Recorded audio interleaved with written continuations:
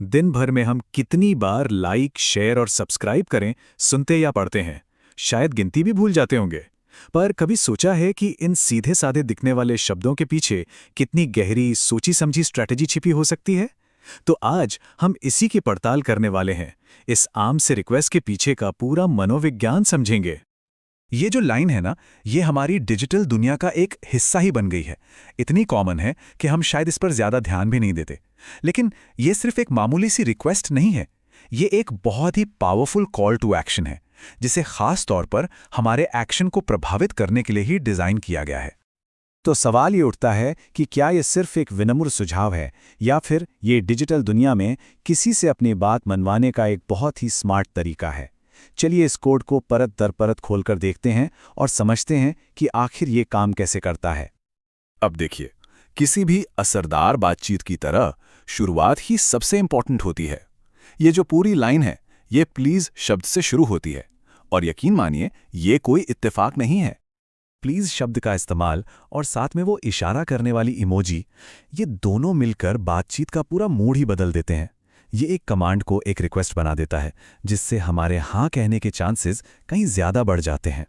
ये ठीक वैसा ही है जैसे कोई हमारा रास्ता रोककर पहले एक्सक्यूज मी कहता है। प्लीज शब्द एक सोशल सिग्नल है जो किसी भी तरह की हिचकिचाहट को कम करता है और सहयोग के लिए हमें तैयार करता है। ये समझिए कि एक तरह का सोशल अग्रीमेंट बनाने का ये पहला कदम है। तो एक बार जब प्लीज के साथ दरवाजा खुल जाता है, तो हमें धीरे धीरे एक सीढ़ी पर चढ़ाया जाता है, जिसकी शुरुआत होती है एक बहुत ही छोटे प्राइवेट काम से। ये ना मार्केटिंग की एक बहुत पुरानी और क्लासिक टेक्निक है। आपसे पहले एक छोटी हाँ के लिए पूछा जाता है, मतलब एक लाइक, जिससे आपके लिए बाद में एक बड़ी हाँ यानी कि एक शेयर कहना दिमागी तौर पर बहुत आसान हो जाता है।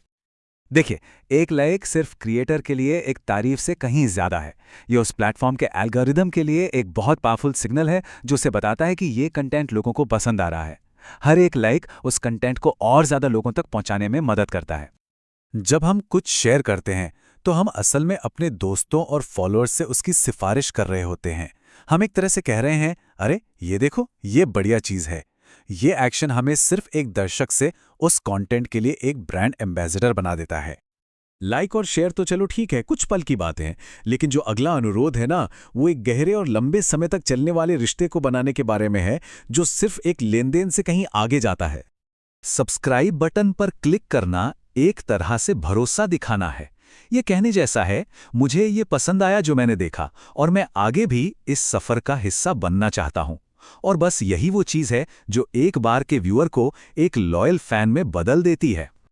इसको ऐसे सोचिए, एक लाइक करना सड़क पर किसी को देखकर मुस्कुराने जैसा है, जबकि सब्सक्राइब करना उन्हें अपने घर पर चाय के लिए बुलाने जैसा है। एक बस एक पल की बात है, दूसरा एक रिश्ते की शुरुआत है। तो ये सारे एक्शन करवाने के बाद बात आती है पहचान की। जो चैनल का नाम है, वो सिर्फ एक लेबल नहीं है, ये एक ब्रांड है जो अपने दर्शकों से एक वादा करता है। नाम है आदित्य टेक एंड साइंसेस। सुनने में सिंपल लगता है, लेकिन ये नाम बहुत ही सावधानी से चुना गया है।